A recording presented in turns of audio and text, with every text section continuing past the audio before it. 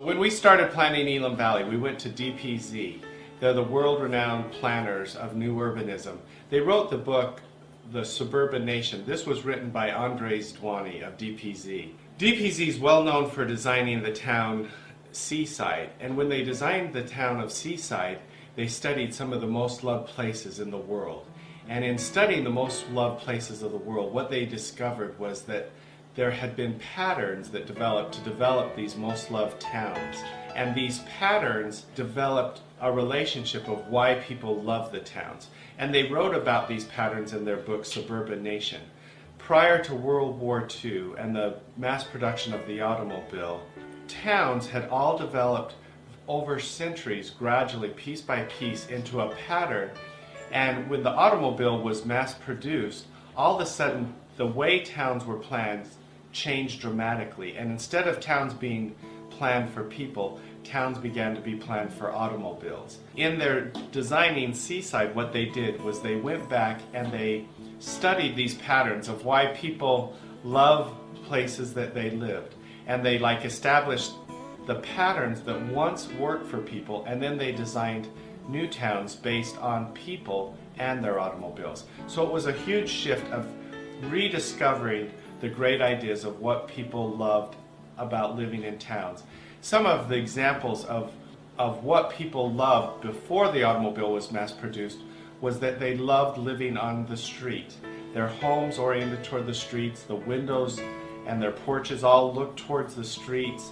When it was like that, they called it eyes on the street. The streets were safe. When the automobile got mass produced and cars started driving quickly down the street, people no longer wanted to live on the streets. People wanted the houses to be into cul-de-sacs. Garages started dominating the fronts of homes. The living spaces of the homes got pushed to the back of the homes, and there became a disconnect with people. It was no longer easy to walk to their shops, to their work. They didn't know their neighbors.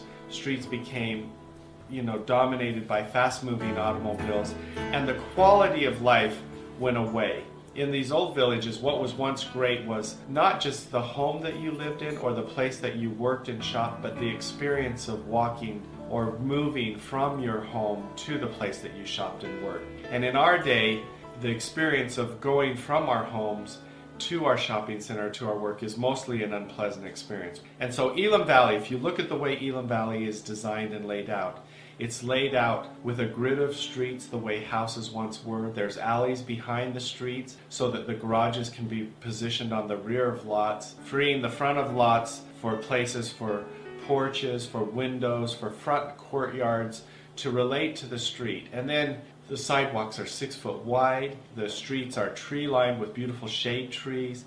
The beautiful selection of street signs and street lights all kind of add furniture to these outdoor rooms and spaces that people can love once again. And so it's the rebuilding of a beautiful experience of walking from your home to the town square, to your neighborhood grocery store, to the amenities of the community, the swimming pool, the beautiful trails that you can access in Elim Valley.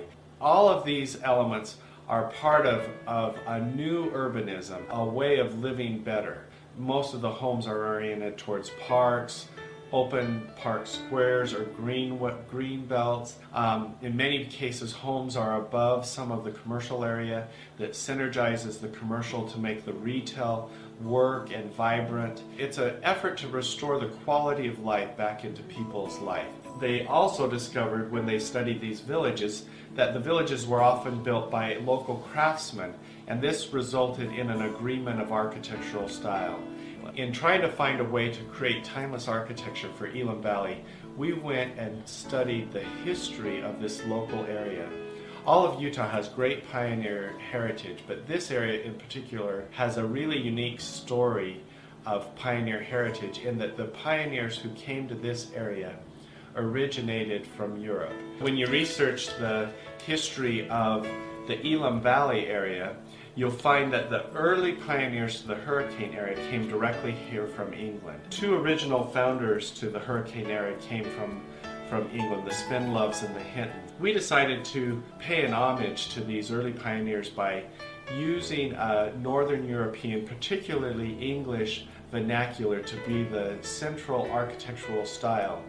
But true to the way that people from Britain would have designed when they colonized an area. They might have brought their British attitude and their British vernacular to the area, but they would have adapted to the local climate and the local region.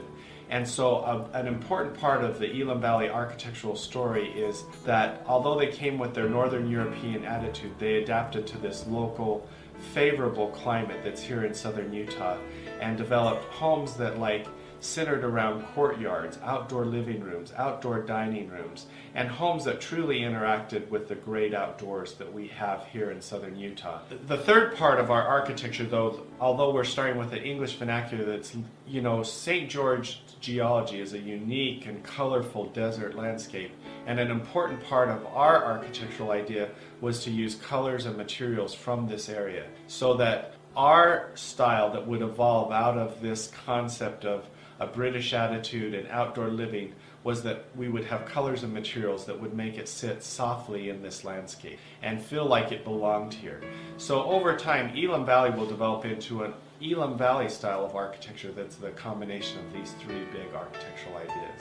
We all desire exclusivity and want to have something truly unique, and in the conventional way of building it, we seek that by designing like a house that is extremely beautiful and interesting.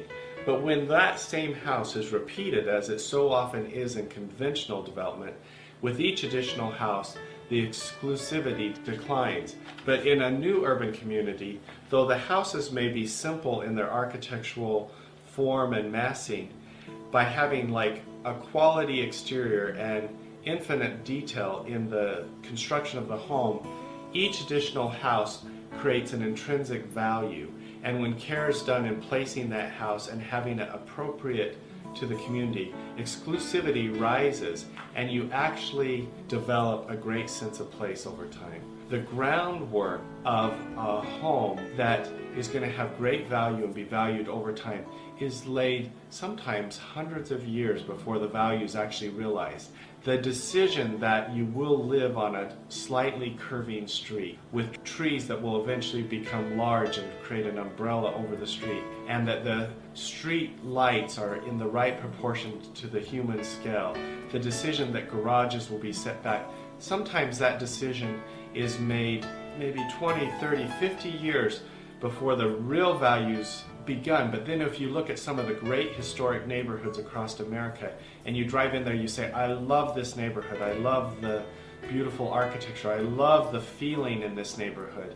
And what's really neat to understand is that that decision to create that location was made by the developer before any house was even built. And that's what you see at Elim Valley right now. You see the decisions being made that will one day make Marla one of the most loved places.